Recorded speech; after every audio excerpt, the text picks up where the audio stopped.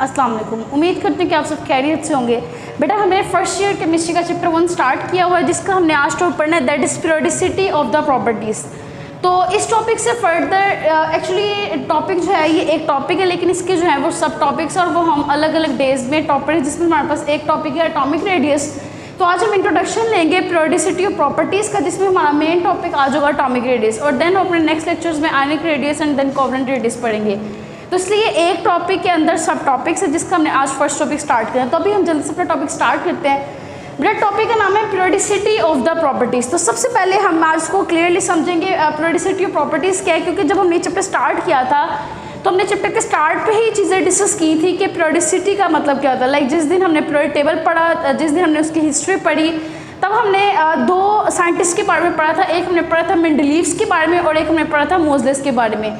अब मेंडलीव्स के बारे में हमने पढ़ा था कि उसने जो अपना पीरियोडिक टेबल दिया था, उसने दिया था on the basis of atomic mass, ठीक है, लेकिन और old form of periodic table थी। लेकिन उसके बाद जो पीरियोडिक टेबल मॉडर्न है, जो आज के एरा में हम जो यूज़ करते हैं करंटली, जो बच्चों आप लोग की बुक के अंदर है, वो पीरियोडिक टेबल दिया था मोज़लेस ने। और मोज़लेस ने 1913 के अंदर एटॉमिक नंबर का कॉन्सेप्ट इंट्रोड्यूस करवाया था, ठीक है। तो फिर वही पीरियोडिक टेबल जो पहले एटॉमिक मैथ पे बेस करा था, अब वो पीरियोडिक टेबल बेस करता है एटॉमिक नंबर के ऊपर। तो इट्स मीन ये सारी डिस्कशन हम पहले भी कर चुके हैं, लेकिन आज हम इसको थोड़ा क्लियरली दोबारा से डिस्कस करेंगे, ताकि हम अपने कॉन्सेप्ट्स को बिल्ड करें और देन हम एटॉमिक रेडियस वाला टॉपिक स्टार्ट करें। बेटा सबसे पहले हम इस नाम को समझते हैं। हमारे पास नाम के अंदर है पीरियोडिसिटी ऑफ द प्रॉपर्टीज़। तो प्रॉपर्टीज़ का मतलब हो गया खसूसियात, प्रॉपर्टीज़ का मतलब हो गया एलिमेंट की खसूसियात। और अब क्वेश्चन आता है कि यहाँ पे पीरियोडिसिटी का क्या मतलब है। बेटा पीरियोडिसिटी का मतलब होता है चीज़ों का रिपीट होना, किसी भी प्रॉपर्टी। वैसे यहाँ पे कौन सी चीज़ें हैं, यहाँ है प्रॉपर्टीज़, प्रॉपर्टीज़ का रिपीट होना। प्रॉपर्टीज़ की पीरियोडिसिटी का मतलब है प्रॉपर्टीज़ का रिपीट होना। अब किसी भी चीज़ के लिए ना हम पीरियोडिक वर्ड का भी यूज़ करते हैं। पीरियोडिक वर्ड का मतलब होता है आफ्टर रेगुलर इंटरवल, एक खास टाइम के बाद किसी भी चीज़ का रिपीट होना। जैसे फॉर एग्जाम्पल हम एग्जाम्पल लेते हैं, आप अकेडमी में जाते हो, ठीक है, या आप वैसे कहीं पे लेक्चर्स लेते हो। 4 बजे आपकी केमिस्ट्री क्लास है, ठीक है, आज के दिन। तो अब नेक्स्ट डे आप 4 बजे अपनी केमिस्ट्री क्लास लेके कहीं भी दुनिया घूम के आ जाओ। अगले दिन आप अपनी अकेडमी में जाके 4 बजे केमिस्ट्री की क्लास ही लेनी है। तो ये क्या, एक रेगुलर इंटरवल के बाद 24 घंटे के बाद आपका एक काम रिपीट हुआ है, तो दैट इज़ पीरियोडिसिटी। तो पीरियोडिसिटी का मतलब होता है प्रॉपर्टीज़ का रिपीट होना आफ्टर रेगुलर इंटरवल। अच्छा, इसके लिए ना आपकी बुक पे क्या टर्म यूज़ किया है, इसके लिए बुक पे टर्म यूज़ किया है पीरियोडिक फंक्शन, ठीक है। तो बेटा पीरियोडिसिटी का मतलब है पीरियोडिक फंक्शन। तो प्रॉपर्टीज़ किसी भी तरह की हो सकती है। प्रॉपर्टीज़ हमारे पास जो है वो एलिमेंट की केमिकल प्रॉपर्टीज़ भी हो सकती हैं, और प्रॉपर्टीज़ हमारे पास एलिमेंट की फिजिकल प्रॉपर्टीज़ भी हो सकती हैं, ठीक है। तो एलिमेंट्स की फिजिकल प्रॉपर्टीज़ हो या एलिमेंट्स की केमिकल प्रॉपर्टीज़ हो, वो पीरियोडिक फंक्शन है, मीन्स वो रिपीट होती हैं, मतलब उनमें पीरियोडिसिटी है। अगर कब होगा ऐसा, अगर हम उन एलिमेंट्स को अरेंज करें on the basis of atomic number. तो यही हमारे पास मोज़लेस का लॉ है, यही हमारे पास मॉडर्न पीरियोडिक लॉ है। इट्स मीन की जो स्टेटमेंट मैंने आपके सामने लिखी है, मैं जो अभी आपको समझाऊंगी, ये असल में मॉडर्न पीरियोडिक लॉ है। तो उसको हम पढ़ लेते हैं। जो बेटा मैंने अभी आपको नाम समझाया है, वही असल में मैंने यहाँ पे उसकी स्टेटमेंट मेंशन की हुई है। तो बेटा प्रॉपर्टीज़ ऑफ एलिमेंट, तो ये प्रॉपर्टीज़ हमारे पास फिजिकल प्रॉपर्टीज़ भी हो सकती है और ये प्रॉपर्टीज़ केमिकल भी हो सकती हैं। तो properties of element repeat after regular interval, एक खास वक्त के बाद रिपीट होती हैं, ठीक है। तो इसके लिए हम टर्मिनोलॉजी जो यूज़ करते हैं, जो आपकी बुक में भी है, that is the periodic function. Properties of element are the periodic function. वो पीरियोडिक फंक्शन है, मीन्स वो रिपीट होती हैं व्हेन दे, यानी वो कब रिपीट होती हैं, जब उनको अरेंज किया जाता है, when they are arrange on the basis of atomic number. तो जब हम उन एलिमेंट्स को एटॉमिक नंबर की बेस पे अरेंज करते हैं, तो उन एलिमेंट्स की प्रॉपर्टीज़ क्या होती हैं, रिपीट होती हैं। इसकी हम एक जल्दी से एग्जांपल लेंगे। बेटा जैसे हम कहते हैं कि पीरियोडिक टेबल के अंदर हमारे पास जो ग्रुप नंबर 1 है, ग्रुप नंबर 1, ग्रुप नंबर 1, बेटा ग्रुप नंबर 1 में हमारे पास सबसे पहले अगर हम देखें तो लिथियम है, देन सोडियम है, पोटेशियम है, रुबिडियम है, मैग्नीशियम, फ्रांसियम। तो अगर हम कहते हैं कि लिथियम हमारे पास एक मेटल है, लिथियम हमारे पास क्या है, एक मेटल। तो हम पता है कि इस ग्रुप के सारे एलिमेंट्स क्या मेटल। हमने पहले भी अपने टॉपिक्स में डिस्कस किया कि एक ग्रुप के अंदर सारी प्रॉपर्टीज़ क्या होती हैं, सेम होती है। तो अगर ऊपर मेटल है तो उसके नीचे भी क्या होंगी, मेटल्स होंगी। तो इट्स मीन अगर लिथियम मेटल है, एक इलेक्ट्रॉन लूज करती है, तो सोडियम, पोटेशियम, रुबिडियम ये भी मेटल्स हैं, ये भी इलेक्ट्रॉन लूज करते हैं, ये भी सारे सॉलिड हैं। तो इट्स मीन इनकी फिजिकल एंड केमिकल प्रॉपर्टीज़ क्या सेम। अब क्वेश्चन ये आता है कि हम इसको डिस्कस क्यों करें। बेटा मैंने आपसे अभी कहा हम एलिमेंट्स को अरेंज करते हैं on the basis of atomic number. जो आपकी बुक्स के ऊपर प्रियोडिक टेबल अरेंज हुआ है, एलिमेंट्स अरेंज है, वो सारी की सारी एटॉमिक नंबर के बेस पे अरेंज है। वो एटॉमिक नंबर 1 1 करके इंक्रीज कर रहा है। Hydrogen 1, helium 2, lithium 3, beryllium 4, boron 5, carbon 6 and so on. ठीक है, तो एटॉमिक नंबर के बेस पे, तो एटॉमिक नंबर के बेस पे अरेंज करके हमें ये प्रोडक्ट मिला जिसमें आप देखो कि अगर एक एलिमेंट मेटल तो उसके नीचे सारी क्या प्रेजेंट है, मेटल्स है। तो एलिमेंट्स जो है, आप लिथियम के अपना पूरा पीरियड घूम के वापस आओ सोडियम के ऊपर तो आपको एक मेटल मिलेगी। आप ये थर्ड पीरियड घूम के नेक्स्ट फोर्थ पीरियड पे आओ पोटेशियम पे तो आपको आगे क्या मिल रही है, मेटल। तो पूरे पीरियड का इंटरवल घूम के आपको वहाँ पे रिपीट क्या हो रहा है कि एक एलिमेंट जो वहाँ पे प्रेजेंट है दैट इज मेटल। तो ये हमारे पास जो कॉन्सेप्ट हो गया वो है पीरियोडिसिटी ऑफ द प्रॉपर्टीज, कि एलिमेंट की जो प्रॉपर्टीज हैं वो रिपीट होती हैं अगर आप उन एलिमेंट्स को अरेंज करो on the basis of atomic number. अब क्वेश्चन ये आता है बेटा कि एटॉमिक नंबर क्या होता है, ये आपने पहले भी पढ़ा हुआ है 9, 10 फर्स्ट ईयर, अभी हमने अपने प्रीवियस लेक्चर में भी डिस्कस किया था। एटॉमिक नंबर असल में एक एटम के अंदर जो न्यूक्लियस है उस न्यूक्लियस के अंदर कितने नंबर ऑफ प्रोटॉन है वो उसका एटॉमिक नंबर होता है। तो atomic number is the number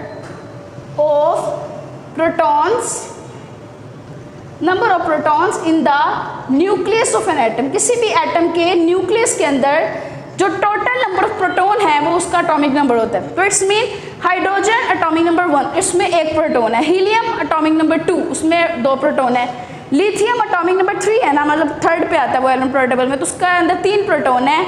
इस तरह ब्रिलियम के अंदर 4 प्रोटॉन है, बोरॉन के अंदर 5 प्रोटॉन है एंड देन कार्बन के अंदर 6 प्रोटॉन, सो ऑन। ठीक है, तो ये जो 1 by 1 करके एटॉमिक नंबर इंक्रीज कर रहा है पीरियोडिक टेबल में, इट्स मीन 1 by 1 उसके अंदर प्रोटॉन नंबर इंक्रीज कर रहा है। और 1 by 1 प्रोटॉन बढ़ने का मतलब यह है कि 1 by 1 करके न्यूक्लियस का पॉजिटिव चार्ज इलेक्ट्रॉन के ऊपर इंक्रीज कर रहा है। तो इस हवाले से जो प्रॉपर्टीज़ हैं, क्योंकि एटॉमिक नंबर सडन इंक्रीज नहीं करता, 1 है देन 10 है 30 है फिर वो वापस 20 पे ऐसा नहीं है, 1 1 करके इंक्रीज कर रहा है 1 2 3 4 5 इस तरह 1 2 3 4 5 की वजह से एक ग्रेजुअल इफेक्ट आता है और ग्रेजुअली प्रॉपर्टीज़ क्या होती हैं, चेंज होती हैं। तो बेटा यही हमारा टॉपिक है आज का, variation in the atomic radius, कि पीरियोडिक टेबल में जब एलिमेंट्स को एटॉमिक नंबर की बेस पर अरेंज किया गया तो उनका जो एटॉमिक रेडियस है यानी उनका जो साइज़ है वो भी जो है वो ग्रेजुअली एक तरीके से ही इंक्रीज या डिक्रीज करता है। तो उसको हम स्टार्ट करते हैं। तो बेटा ये जो अभी हमने जितना कॉन्सेप्ट पढ़ा that is the periodicity of the properties, ये असल में पीरियोडिक टेबल का कॉर्नर स्टोन है। ये जो है हमारे पास ये सारा का सारा जो हमने अभी पढ़ा है, this is the modern periodic law, कि एलिमेंट्स की प्रॉपर्टीज रिपीट होंगी अगर आप उन एलिमेंट्स को एटॉमिक नंबर की बेस पे अरेंज करेंगे। और ये हमारे पास पीरियोडिक टेबल का कॉर्नर स्टोन है, यानी ये बेसिक कॉन्सेप्ट है जिसमें पूरा पीरियोडिक टेबल जो है वो बेस कर है। तो बेटा ये हमने सारा अपने टॉपिक इंट्रोडक्शन समझ लिया। असल में ये जो पीरियोडिसिटी ऑफ प्रॉपर्टीज है इसके अंदर सब टॉपिक्स हैं, जिसमें से आज हम फर्स्ट टॉपिक स्टार्ट करेंगे, that is the variation in the atomic radius. अब एटॉमिक रेडियस की द वेरिएशन को हम ट्रेंड कह सकते हो, किसी चीज़ का मुसलसल कम होना, मुसलसल ज़्यादा होना। अब इस वेरिएशन को, इस ट्रेंड को हम बाद में डिस्कस करेंगे, पहले हम अपना टॉपिक स्टार्ट करते हैं दैट इज एटॉमिक रेडियस। कैसे में एटॉमिक रेडियस होता क्या है, तो उसमें वो आपने क्लियरली फोकस करके इसको अच्छे से समझना है, क्योंकि जो हमारे पास atomic radius, ionic radius, covalent radius, ये जो टॉपिक्स हैं ये आपके फर्दर आगे वाले टॉपिक्स की बेस है। मीन्स आपने आयनाइजेशन एनर्जी पढ़ना है, आपने इलेक्ट्रॉन अफिनिटी पढ़ना है, आपने इलेक्ट्रोनेगेटिविटी पढ़ना है। तो वो जितने भी टॉपिक्स हैं, उनके जितने भी कॉन्सेप्ट्स हैं वो आपको तब समझ आएंगे अगर आपको बेसिक एटम के साइज के बारे में पता होगा। ठीक है, तो आपने इस चीज़ को अच्छे से क्लियर करना है अपने कॉन्सेप्ट्स को यहाँ से। तो हम इसको स्टार्ट करते हैं बेटा, एटॉमिक रेडियस क्या होता है। तो सबसे पहले हम क्वेश्चन ये करते हैं, एटॉमिक का मतलब यहाँ पे एटम है, अब रेडियस क्या है। ठीक है बच्चों, देखो असल में जो एटम होता है ना वो बहुत ज़्यादा extremely small particle of matter है। हम उसका जो साइज़ है वो डायरेक्टली फाइंड ही नहीं कर सकते। ठीक है, तो अगर हम उनका साइज डायरेक्टली फाइंड नहीं कर सकते तो फिर हमने कोई ना कोई तो तरीका से ढूंढना है कि जिससे हम उसका साइज फाइंड कर सकें। तो एक एटम का हम डायरेक्टली साइज फाइंड नहीं कर सकते, एक सिंगल एटम का। तो हम क्या करते हैं, डिफरेंट एटम जो एक से ज़्यादा हों उनका आपस में रेडियस फाइंड करते हैं। तो उस रेडियस फाइंड करने के लिए अब हम इसको थोड़ा सा बेसिक से क्लियर करते हैं। जैसे हम कहें कि हमारे पास जो एटम होता है बेटा वो स्फेरिकल होता है। तो अगर आप थोड़ा सा अपने प्रीवियस नॉलेज को रिकॉल करो, आपने डाल्टन्स एटॉमिक लॉ पढ़ा हुआ है 9th क्लास में, डाल्टन्स का एटॉमिक लॉ, उसने कहा था कि एटम जो होता है वो डेंस होता है, एटम जो है हार्ड है, एटम जो है वो स्फेरिकल है, स्फेरिकल मतलब गोल है, ठीक है। फिर अगर हम बात करें रेडियस की, तो बेटा किसी भी गोल चीज़ की, कोई भी सर्कल है ना, अगर आपने उस सर्कल का साइज फाइंड करना तो इसमें आप उसका रेडियस पता होना चाहिए। अब रेडियस होता क्या है, ये मेरे पास एक सर्कल है, तो किसी भी सर्कल के सेंटर से लेके उसके सर्कमफेरेंस, ये वेरेंस जो आखिरी वाली लाइन होती है, सर्कमफेरेंस लास्ट बाउंड्री तक का जो डिस्टेंस होता है दैट इज द रेडियस। अगर हम एटम को फर्स्ट करें कि वो गोल होता है, ठीक है, तो किसी भी एटम का अगर आपको रेडियस बता दिया जाए तो इट्स मीन आप उसका साइज पता चल जाए। जैसे मैं आपको एग्जांपल दूं, मैं कहती हूँ बेटा एक ऐसे सर्कल को ड्रा करो जिसका ना रेडियस 5 मीटर है, तो आप कहोगे अच्छा 5 मीटर की लाइन, तो आपने स्केल से 5 मीटर की लाइन ड्रा करो, तो इट्स मीन उसका सर्कल का साइज ये है। मैं बोल रहा नहीं आप 2 मीटर, तो इट्स मीन 2 मीटर यहाँ तक तो उस सर्कल का साइज ये है। मैं बोल रहा 3 मीटर, तो इट्स मीन उसका साइज यहाँ तक तो उस सर्कल का साइज भी होगा। इट्स मीन अगर आपको रेडियस पता चल जाए, ये रेडियस, ये रेडियस, ये रेडियस, तो आप उससे आपसे सर्कल को ड्रा कर सकते हो। तो एटम क्योंकि स्फेरिकल है, तो इसलिए हम एटम का अगर रेडियस फाइंड कर लें तो हमें एटम का साइज समझ आ जाएगा कि एटम का साइज क्या होता है। तो बेटा अब हम फर्दर आगे मूव करते हैं कि हम एटम का जो साइज है वो डायरेक्टली क्यों नहीं फाइंड कर सकते। एटम वो एक्सट्रीमली स्मॉल पार्टिकल्स है, इसलिए वो नहीं कर सकते। तो कुछ ऐसी एक्सरे टेक्निक्स, एक्सरे डिफ्रैक्शन, फिर हम इलेक्ट्रॉन माइक्रोस्कोप, इन चीज़ों का यूज़ करते हैं ताकि हम ना एटम का रेडियस फाइंड करें। और रेडियस मैंने आपको समझा दिया है कि रेडियस क्यों करते हैं, लाइक रेडियस के टर्म यहाँ पे क्यों यूज, क्योंकि एटम स्फेरिकल है, तो अगर आपको रेडियस पता चल जाएगा तो आपको साइज पता चल जाएगा। तो हम इसको स्टार्ट करते हैं, कैसे करते हैं। तो बेटा एटॉमिक रेडियस फाइंड करने के लिए जो आपके यहाँ पे डेफिनेशन है जिससे आपने इसको स्टार्ट करना है, that is atomic radius is the half of the distance. ये डिस्टेंस का हाफ है, किसका डिस्टेंस, बिटवीन द न्यूक्लियाई। बेटा न्यूक्लियाई वर्ड प्लूरल है, न्यूक्लियस सिंगुलर, न्यूक्लियाई प्लूरल, तो दो nucleus, between nuclei of 2 atom, 2 bonded atom, 2 atom जिन्होंने आपस में बॉन्ड में है। फॉर एग्जांपल मेरे पास एक ये एटम है, ठीक है, ये आप समझ बेटा कार्बन का एटम है। फिर मेरे पास ये एक और एटम, ये भी हमारे पास कार्बन का एटम है।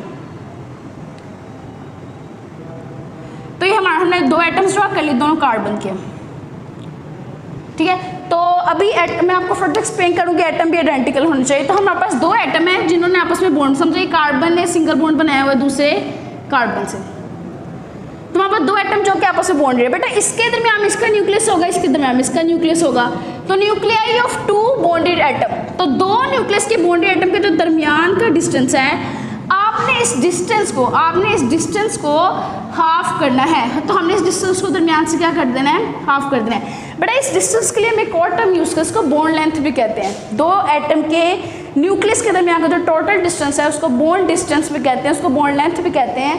हमने इस डिस्टेंस को, यानी यहाँ से लेके इस न्यूक्लियस से लेके इस न्यूक्लियस तक के डिस्टेंस को हाफ करना है। तो पहले ये डिस्टेंस टोटल होता कितना आपको ये पता होना चाहिए। टोटल बेटा ये डिस्टेंस है 154 पिकोमीटर। तो ये एग्जाम्पल के तौर पे भी आप याद कर सकते हो, कार्बन के 2 न्यूक्लियस के दरमियान का डिस्टेंस है 154 पिकोमीटर।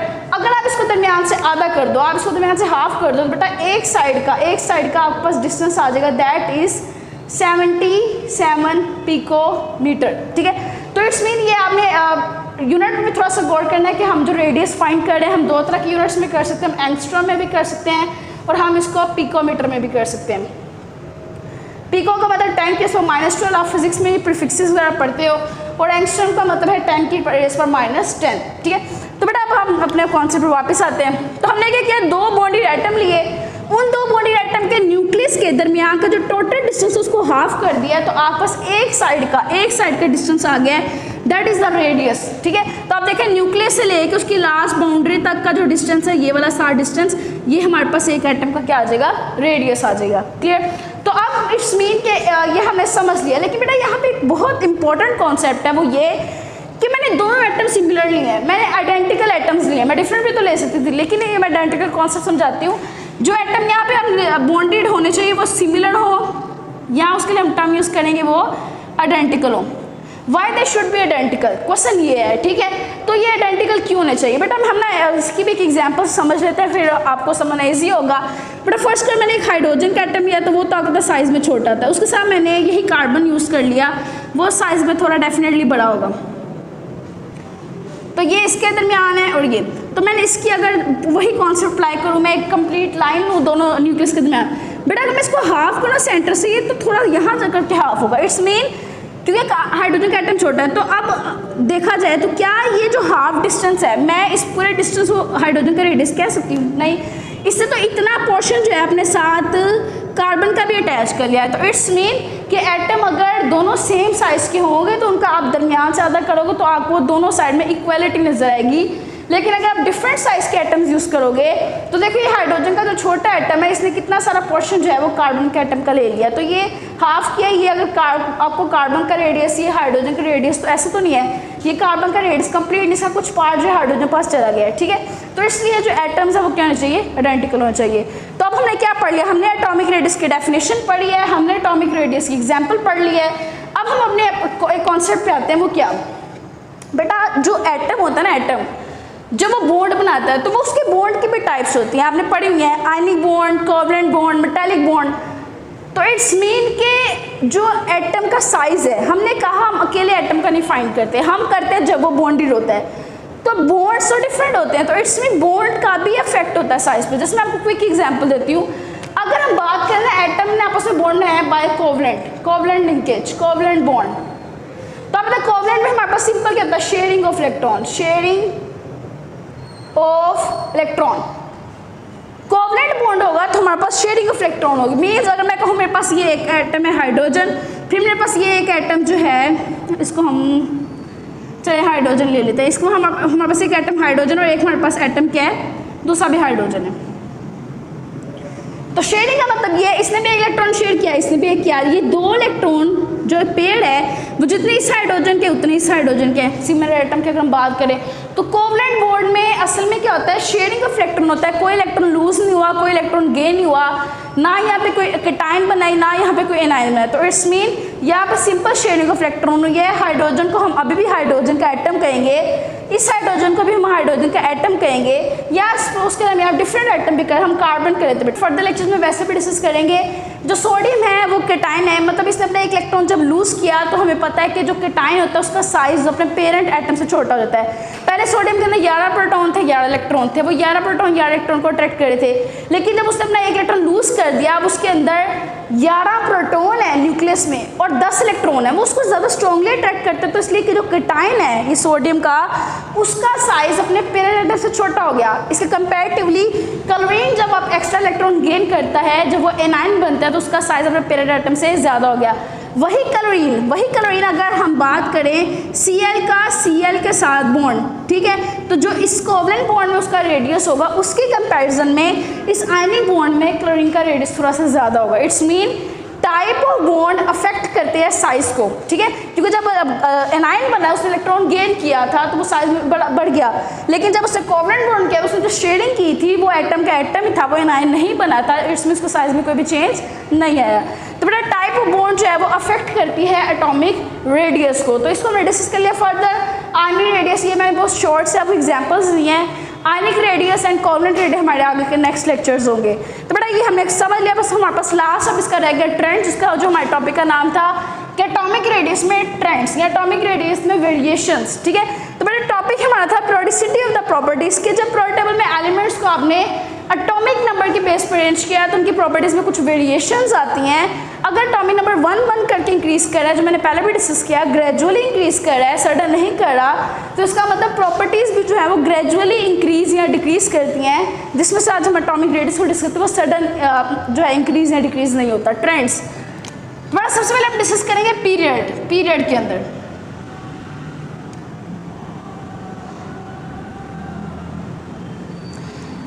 पीरियड्स के अंदर पीरियड्स होते हैं क्या प्रोडक्ट टेबल में? लेफ्ट से राइट साइड पे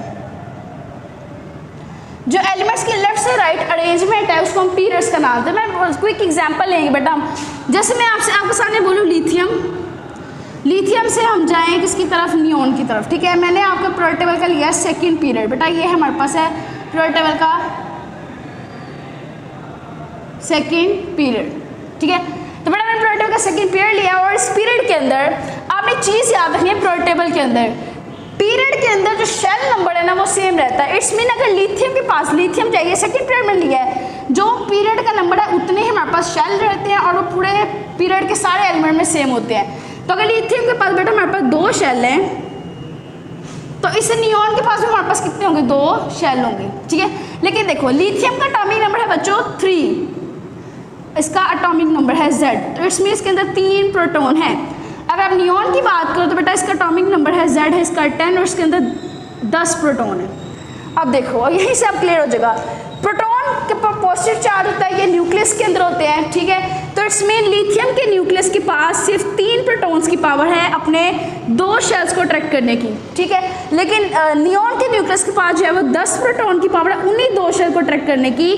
तो कौन सा न्यूक्लियस ज़्यादा स्ट्रॉन्गली अट्रैक्ट करेगा बेटा, वो न्यूक्लियस जिसके अंदर ज़्यादा प्रोटॉन है। तो इट्स मीन अगर लिथियम को थोड़ा सा हम ड्रा करें तो लिथियम का अगर साइज इतना है 3 प्रोटॉन की वजह से, तो इसके कंपैरेटिवली जो हमारे पास नियॉन होगा उसका जो साइज होगा उन्हीं 2 शेल्स के साथ वो क्या होगा, छोटा, क्योंकि उसके न्यूक्लियस की पावर क्या है, ज़्यादा, उसके बाद 10 प्रोटॉन है, उसका एटॉमिक नंबर ज़्यादा है, ठीक है। तो बेटा ये देखो लिथियम जो था वो स्टार्टिंग में 3 एटॉमिक नंबर, देन हमारे पास लास्ट में नियॉन, उसका एटॉमिक नंबर 10। तो ये लिथियम से देन आगे beryllium, boron, carbon, nitrogen, oxygen, fluorine, neon and then neon तक। तो बेटा यहाँ तक हमारे पास 1 करके एटॉमिक नंबर इंक्रीज किया। इट्स मीन पीरियड में लेफ्ट से राइट लिथियम से लेकर नियॉन तक एक एटॉमिक नंबर बढ़ने की वजह से साइज जो है वो ग्रेजुअली क्या करता है, डिक्रीज करता है। तो हमने यहाँ पे समराइज कर लिया पीरियोडिक टेबल में, लेफ्ट से राइट साइज ऑफ एटम जो है वो क्या करेगा, डिक्रीज करेगा, कम होगा।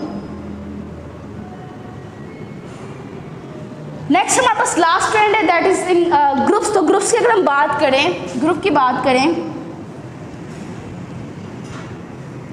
तो बेटा ग्रुप के अंदर बहुत सिंपल सा ट्रेंड है। ग्रुप के अंदर हमारे पास एलिमेंट के जो हैं, लाइक हम बात करें फर्स्ट ग्रुप की, hydrogen, lithium, sodium, potassium, rubidium वगैरह, ठीक है, डाउनवर्ड। तो बेटा ग्रुप के अंदर सिंपल ये कि जो पीरियड है, हर एक जो ग्रुप है उसका हर एलिमेंट एक पीरियड को स्टार्ट करे। फर्स्ट अगर हम ग्रुप की बात करें तो एक ग्रुप के अंदर सारे एलिमेंट जो वो अगले पीरियड से बिलोंग करते हैं। तो अगर पीरियड 1 है तो मैंने अभी बताया था पीरियड नंबर शेल को इंडिकेट करता है। अगर ये पीरियड 1 है तो इसके अंदर एक शेल है, अगर ये पीरियड 2